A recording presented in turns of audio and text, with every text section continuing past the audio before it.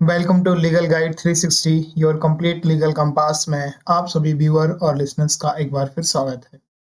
जैसे कि last lecture के अंदर हमने सेक्शन 2 सबसेक्शन 14 ऑफ बीएनएस की कंप्लीट कर ली थी और उसके साथ ही जो आईपीसी की सेक्शंस थी उनको भी हमने कंपेयर करके पढ़ लिया था कि इनका क्या नंबर हो गया है और इनके अंदर क्या चेंज है। आज के टॉपिक के अंदर जो हम पढ़ेंगे illegal and legally bound to do की डेफिनेशंस को, यानी अवैध और करने के लिए वैध रूप से आबद्ध।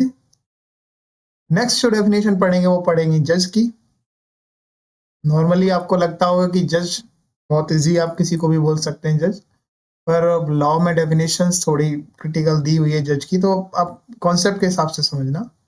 लाइफ की डेफिनेशन समझेंगे और लोकल लॉ की डेफिनेशन समझाएंगे, यानी स्थानीय विधि की। तो इन चार डेफिनेशंस के ऊपर आज मैं बात करूंगा। सेक्शन होंगी 15, 16, 17, 18 ऑफ बीएनएस।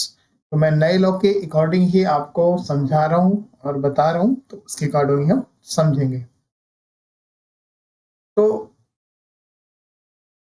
समझते हैं सबसे पहले illegal and legally bound to. कब कहा जाएगा कि ये चीज इलीगल है? लोग कहते हैं अरे तुम तो इलीगल काम कर रहे हो। क्या कर रहे हो? इलीगल काम कर रहे हो मतलब कैसे तुम्हें पता कि यार ये इलीगल है? लीगली बाउंड टू डू क्या होता है? यानी अवैध। कब कहा जाएगा कि ये अवैध है? और करने के लिए वैध रूप से आबद्ध है। दो चीजों की डेफिनेशन हम समझेंगे। तो पहली चीज तो ये कि इलीगल और लीगली बाउंड टू डू यानी अवैध और करने के लिए वैध रूप से आबद्ध को सेक्शन 2 सबसेक्शन 15 ऑफ बीएनएस के अंदर डिफाइन किया गया है नए लॉ में, जो पुराने लॉ यानी आईपीसी के अंदर 43 के अंदर डिफाइन थी। जो 43 के अंदर हमें इलीगल और लीगली बाउंड टू डू की डेफिनेशन देखने को मिलती थी, वो अब नए लॉ के अंदर 2 सबसेक्शन 15 ऑफ बीएनएस में देखने को मिलती है। बाकी और कुछ भी कंटेंट में चेंज नहीं है। जो मतलब पहले निकलता था वही आज भी निकल रहा है, सिर्फ नंबर चेंज हुआ है। तो समझते हैं कि एक चीज को इलीगल और लीगली बाउंड टू डू। तो पहले समझते थे कि इलीगल क्या होता है। The word illegal is applicable to everything. तो जो इलीगल वर्ड है, जो ये शब्द है, अवैध जो शब्द है, ये सब पर लागू होता है। किस सब पर? तो पहली बात, विच इज एन ऑफेंस। मतलब अगर कुछ ऑफेंस है तो आप कह सकते हो कि इलीगल है। और ऑफेंस के लिए मैंने आपको ऑलरेडी डेफिनेशन बताया। तो ऑफेंस मीन्स क्या? Which is punishable by law, which is punishable by any law for the time being enforced।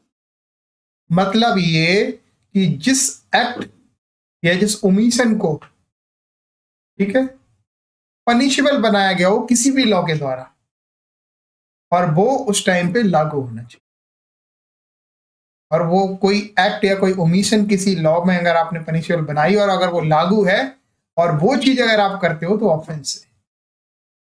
For example जैसे मैं आपको समझाऊं, जैसे कि आपने चोरी की। अब चोरी को आईपीसी में आज डिफाइन कर दिया या बीएनएस में डिफाइन कर दिया आज, और बीएनएस फोर्स में है, चोरी को डिफाइन करा, उसे पनिशेबल बताया। तो अगर आप चोरी का एक्ट करते हो, इट मींस आपने इलीगल एक्ट किया।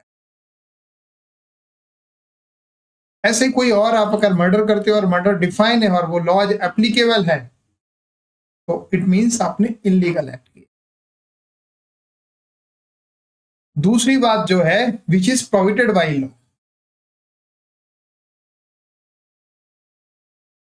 प्रोहिबिटेड बाय लॉ, इसको समझते हैं। मतलब आपको रोका गया उस चीज को, निषेध किया गया उस चीज के लिए। हो सकता है ये चीज यहाँ पे क्यों लिखी है, सिर्फ ऑफेंस लिख देते, मतलब ऑफेंस के अलावा भी बहुत सारी चीजें ऐसी हैं जिनको हमने ऑफेंस तो नहीं बनाया हुआ है, पर हम चाहते हैं ये चीज ना हो। जैसे फॉर एग्जाम्पल स्मोकिंग करना, लिखा होता है smoking is prohibited in this area, मतलब वो ये कहना चाह रहे हैं यहाँ पे आप स्मोक नहीं कर सकते, कहीं और कर लो बात। तो कोई चीज जो प्रोहिबिटेड बाय लॉ है, किसी लॉ में ये लिख दिया है कि इसका कंज्यूम करना है या इसको ऐसा करना, एक्ट करना प्रोहिबिटेड है, निषेध है, तो वो भी इलीगल कहलाए, अवैध कहलाए। किसी भी लॉ में कोई भी कानून किसी भी चीज को, किसी भी एक्ट या किसी भी ओमिशंस, दो ही चीजें होती हैं, उनको अगर वो प्रोहिबिटेड कर रहा है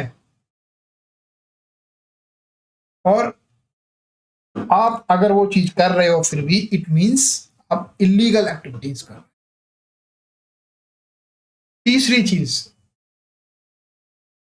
for which furnish ground for a civil action. तीसरी चीज ये कि आप कुछ ऐसा करते हो जिससे आपके ऊपर सिविल एक्शन लिया जा सके, इस तरह का ग्राउंड बनता है। मतलब कुछ ऐसा आप एक्ट करते हो या ऐसा कुछ करते हो जिससे कि आपके ऊपर सिविल एक्शन लिया जा सके, तो तब भी ये कहा जाएगा कि आप इलीगल काम कर रहे हो, मतलब इलीगल एक्टिविटीज कर रहे हो। तो इलीगल का मतलब यहाँ पर तीन चीज है, एक तो जो ऑफेंस हो, दूसरा जिसे प्रोहिबिटेड करा हो किसी लॉ ने, और तीसरी ऐसी कोई चीज कि उससे ऐसे ग्राउंड फर्नेस होते हैं जिससे कि आपके ऊपर सिविल एक्शन लिया जा सके। फॉर एग्जाम्पल, सिविल एक्शन के लिए भी मैं एग्जाम्पल समझाता हूं। जैसा कि आपने कोई कॉन्टेक्ट किया और अब आप उस कॉन्टेक्ट को ब्रीच करते हो, तो आपके अगेंस्ट सूट में जा सकते हैं। तो आपने जो कॉन्टेक्ट ब्रीच किया तो आपने क्या दिया, उसको ग्राउंड के दिया, और वो ग्राउंड किस चीज की कि आपके ऊपर सिविल एक्शन हो सके। तो ये भी क्या है, इलीगल एक्टिविटीज। ठीक है, अब इलीगल के बाद समझ लेते हैं legally bound to do. Legally bound to do क्या, and a person is said to be legally bound to do whatever it is illegal in him to omit। मतलब ये कि जिसको उसे करने के लिए वो आवद्ध है, जिसके लिए वो ओमिट है, वो नहीं कर रहा है, वो तो जो भी वो इलीगल कर रहा है वो लीगली बाउंड टू डू है। समझ नहीं आया होगा, मुझे पता है थोड़ा सा टफ है, मैं इसे और इजी करता हूं।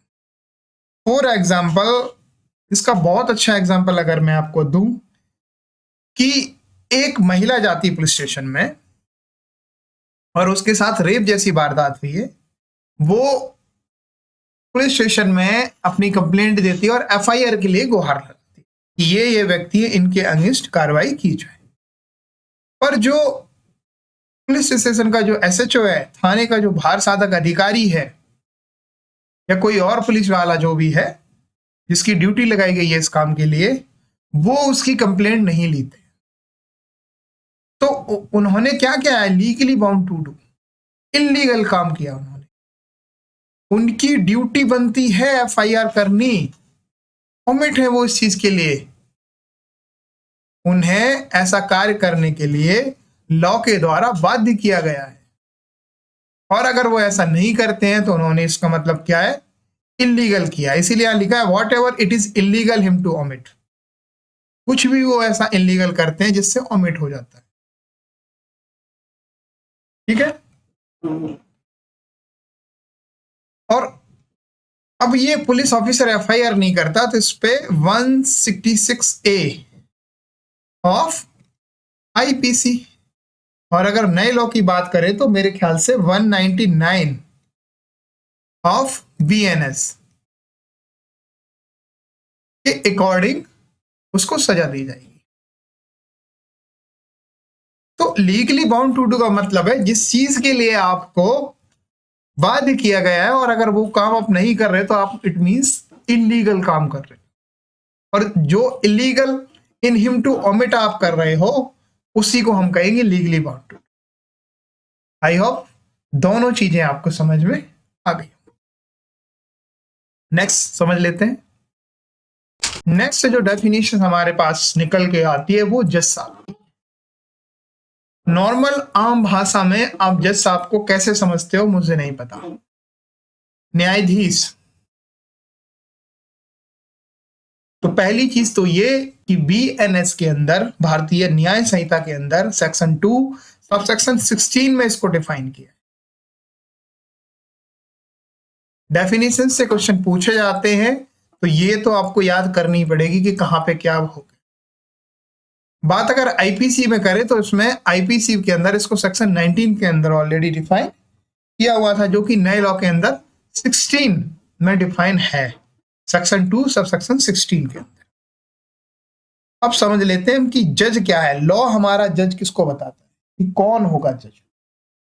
तो जज मींस अ पर्सन, जज का मतलब एक पर्सन से है, who is officially designed designated, who is officially designated as a जज। अब ऑफिशियली डेजिग्नेटेड का मतलब क्या?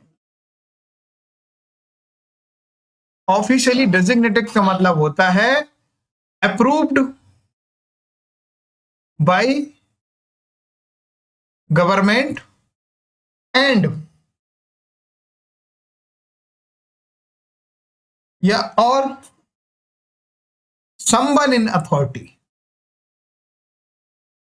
but in authority मतलब ये तो आपको उस चीज के लिए गवर्नमेंट ने अप्रूव कर दिया हो या जिस अथॉरिटी के अंडर में आप हो उस अथॉरिटी ने आपको पावर दे दी हो। तो who is officially designated as a जज।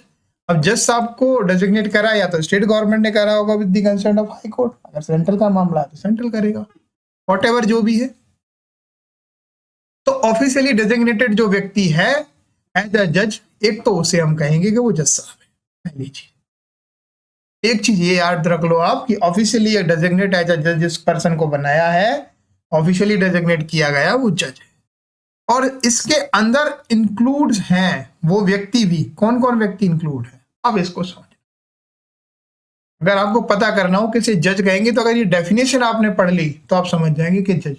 जैसे मैंने पीछे इलीगल की डेफिनेशन बताई आपको, तो इलीगल क्या है, तो वो जो मैंने की पॉइंट्स बताए, अगर ये चीज बिल्कुल ठीक ठीक बैठ जाती है, इनमें से कुछ भी ऐसा होता है तो वो इलीगल है। ऐसे ही जज साहब के मामले में ऑफिशियली डेजिग्नेटेड है जज, पहली चीज, ठीक है। अब जज के अंदर इंक्लूड कौन है, who is empowered by law, जिसे कानून ने एम्पावर्ड करा हो। मतलब एम्पावर्ड का मतलब यहाँ पे कि कानून ने उसको शक्ति दी हो, कानून में ऐसा लिख दिया गया हो, उसे पावर दे दी गई हो to give in any legal proceeding, किसी लीगल प्रोसीडिंग्स के अंदर।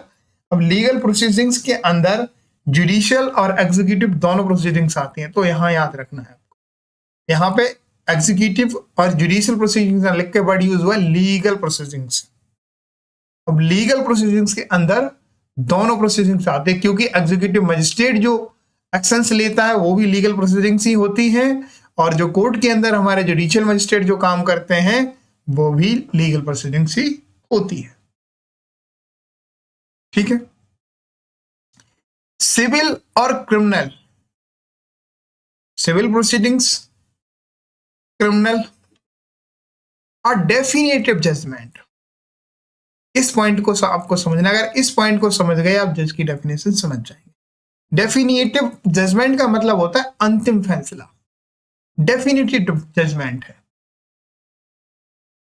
अब एक मजिस्ट्रेट साहब है, आप समझो, एक एग्जांपल से समझाएं। मजिस्ट्रेट साहब कॉग्निजेंस लेने से लेके जजमेंट तक दे देते हैं, सजा दे देते हैं या बरी कर देते हैं। तो जो उन्होंने जजमेंट सुनाई उनकी वो क्या है, डेफिनेटिव जजमेंट, उनको हम क्या बोलेंगे, जज साहब। नेक्स्ट जो लाइन इसके आगे, और a judgment which if not appeal against would be definite. अब ये जो जजमेंट जज साहब ने सुनाई थी, अगर ये अपील में चली गई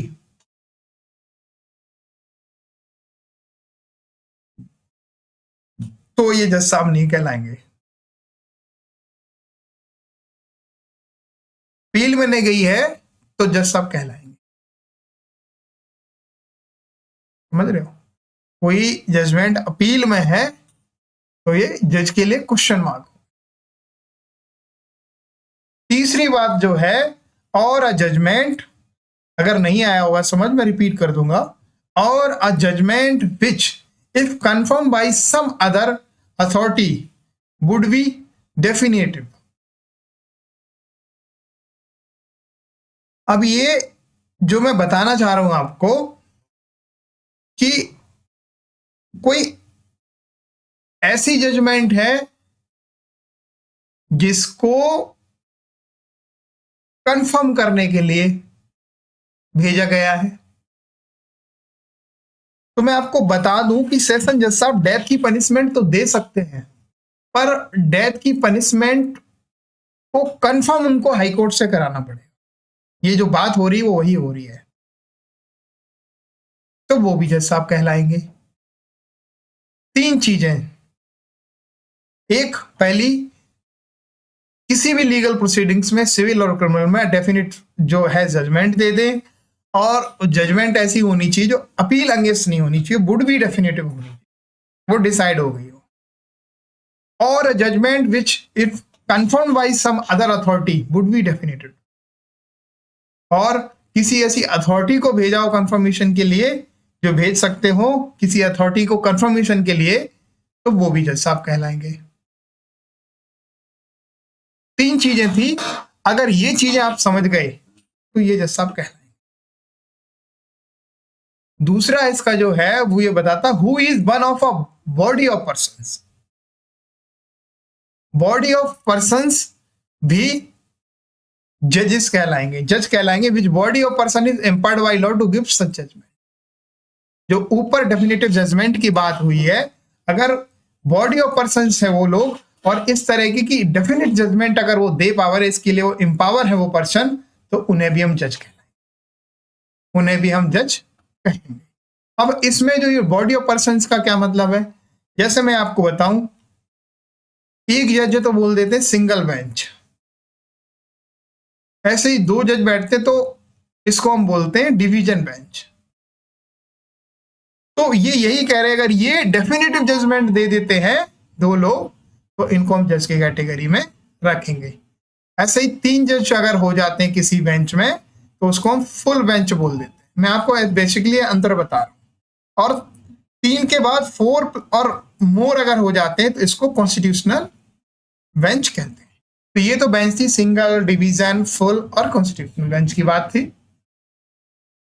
तो ये कह रहे हैं कि बॉडी ऑफ पर्सन जो है, उन्हें भी अगर किसी लॉ ने, जो ये बॉडी ऑफ पर्सन की जो ये बॉडी ऑफ पर्सन हैं, इन्हें किसी लॉ ने एम्पावर कर दिया है to give such a judgement, और सच अ जजमेंट का मतलब क्या है, डेफिनेटिव जजमेंट, तो उन्हें भी हम जज मानेंगे। इलस्ट्रेशन इसका है, magistrate exercising jurisdiction in respect of a charge on which he has power to sentence to fine or imprisonment with or without appeal is a जज।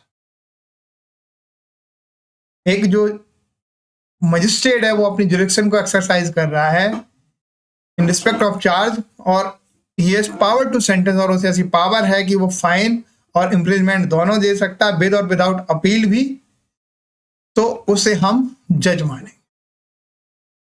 आईपीसी के अंदर लिस्ट्रेशंस और बहुत सारे लिखे थे, कलेक्टर के बारे में लिखा था, पंचायत वाले के बारे में बहुत चीजें लिखी थी, वो हटा दी हैं, उससे बहुत ज्यादा फर्क पड़ा भी नहीं, और मैंने वो चीज इसीलिए लिखी भी नहीं, उसमें सिर्फ वो टाइम टू टाइम जैसे जजमेंट आई उस हिसाब से चीजें ऐड करते गए।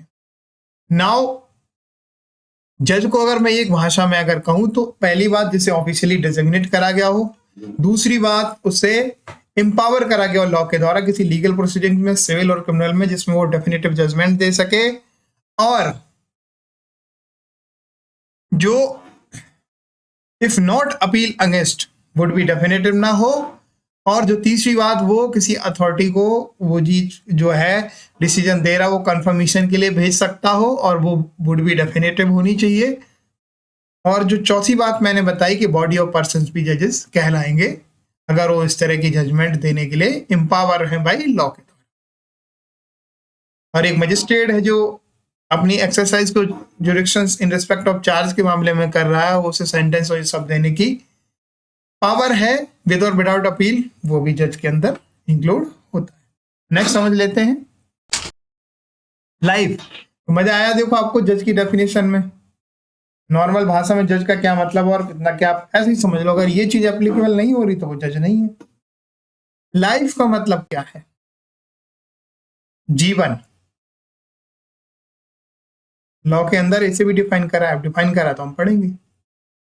तो लाइफ, जीवन को जो डिफाइन करा है सेक्शन 2 सबसेक्शन 17 के अंदर डिफाइन करा है बीएनएस के अंदर, मतलब नए लॉ के अंदर सेक्शन 2 सबसेक्शन 17 के अंदर लाइफ जीवन को डिफाइन करा, जबकि पुराने लॉ में आईपीसी के अंदर इसको 45 के अंदर डिफाइन किया।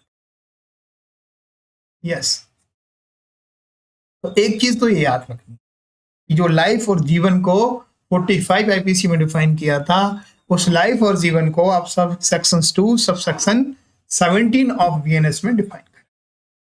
बहुत इजी डेफिनेशन है। Life means the life of a human being unless the contrary appear from the context. जब तक कि जो कंटेक्स्ट है, संदर्भ है, उससे कुछ ऐसा कॉन्ट्ररी निकल के ना आए, तब तक अगर बात लाइफ की करी जाए तो वो मानव की लाइफ से संबंधित, मानव के जीवन से संबंधित। मतलब अगर कहीं वर्ड लाइफ लिखा है, लॉ में कहीं यूज हो रहा है किसी सेक्शन के अंदर, तो सिंपल सा मतलब अगर लाइफ अकेला लिखा है तो उसका मतलब साफ सा है कि यहाँ पर लाइफ जो है वो किसकी लाइफ की बात हो रही है, मानव की जीवन की बात हो रही है, मानव की लाइफ की बात। पर वहीं अगर ये लिख दिया है लाइफ ऑफ एनिमल, तो अब बड़ा क्लियर है, ये कॉन्टेक्स्ट में निकल के आ गया कि ये अब बात किसकी हो रही है, किसी एनिमल की लाइफ की। तो यही बात की है, unless the contrary appears from the context. जब तक संदर्भ से निकल के ऐसा ना आए, कॉन्टेक्स्ट से ऐसा निकल कर ना आए, तब तक हम लाइफ का मतलब मानव की जीवन से ही समझें। सिर्फ इतनी सी डेफिनेशन है। आई होप आपको समझ में आ गई होगी।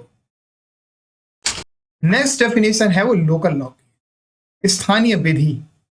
समझते हैं स्थानीय विधि, लोकल लॉ को। क्या होता है लोकल लॉ? तो पहली चीज तो ये कि लोकल लॉ को जहां आईपीसी के अंदर सेक्शन 42 में डिफाइन किया था, नए लॉ में उसे सेक्शन 2 सबसेक्शन 18 ऑफ बीएनएस में डिफाइन किया। नए लॉ भारतीय न्याय संहिता के अंदर अब ये सेक्शन 2 सबसेक्शन 18 में डिफाइन है, यानी 2/18। एक चीज तो ये याद रखनी है, और ये लोकल लॉ वगैरह से क्वेश्चन आते रहते हैं। अब होता क्या है लोकल लॉ, कैसे समझोगे आप ये लोकल लॉ? तो मैं बता दूं, local law means, local law का मतलब है a law applicable only to a particular part. एक ऐसा लॉ जो एप्लीकेबल होता है केवल पर्टिकुलर पार्ट ऑफ इंडिया के ऊपर। अब पर्टिकुलर पार्ट ऑफ इंडिया का मतलब समझना बहुत बड़ी चीज है, मैं आपको बता दूं। जैसे ये सपोज करो ये पूरा एक इंडिया का एरिया है। अब सपोज करो कि पर्टिकुलर इस एरिया पे केवल कोई एक लॉ है जो अप्लाई हो रहा है, तो इसे हम कहेंगे लोकल। इस एरिया पे हो रहा है, इसे कहेंगे हम लोकल लॉ। इस पूरे एरिया पे हो रहा है, इसको हम कह देते हैं जनरल लॉ। पूरे एरिया पे हो रहा, इसको बोल देते हैं जनरल लॉ। अब पर्टिकुलर इसके कुछ एरिया पे हो रहा है, जैसे यहाँ हो गया, यहाँ हो गया, इसको कहेंगे हम लोकल लॉ। और लोकल लॉ के लिए मैं आपको बता दूं कि जरूरी नहीं है, अगर किसी पूरे स्टेट के ऊपर भी अगर ये एप्लीकेबल हो रहा है तो उसे भी हम लोकल लॉ ही कहेंगे। उस स्टेट के पर्टिकुलर किसी डिस्ट्रिक्ट के ऊपर अगर ये एप्लीकेबल हो रहा है तो उसे भी हम लोकल लॉ ही कहेंगे। पर पूरे देश के ऊपर अगर एप्लीकेबल हो जाता है तो उसे हम लोकल लॉ बिल्कुल भी नहीं। ये चीज समझने वाली है। इसी के बहुत सारे एग्जाम्पल हैं, जैसे दिल्ली रेंट कंट्रोल एक्ट हो गया, लोकल लॉ है, दिल्ली पर लागू होता है। ऐसे ही यूपी जो तुम्हारा है जमींदारी एक्ट, वो भी तुम्हारे क्या है, लोकल लॉ। तो मेन आपको ये समझना है कि जो पर्टिकुलर पार्ट ऑफ इंडिया के ऊपर एप्लीकेबल होता हो केवल, उसे हम लोकल लॉ कहेंगे। और इंडिया के अंदर बताया जाए किसी डिस्ट्रिक्ट के ऊपर ही हो रहा है, या किसी पर्टिकुलर तहसील के ऊपर हो रहा है, या पर्टिकुलर कोई एरिया है जैसे जिसको पर्टिकुलर डिक्लेयर कर दिया कि इस एरिया के ऊपर ये लॉ एप्लीकेबल होगा, तो वो लोकल लॉ हो गया। ठीक है, आई होप आपको समझ आया होगा। Thank you so much.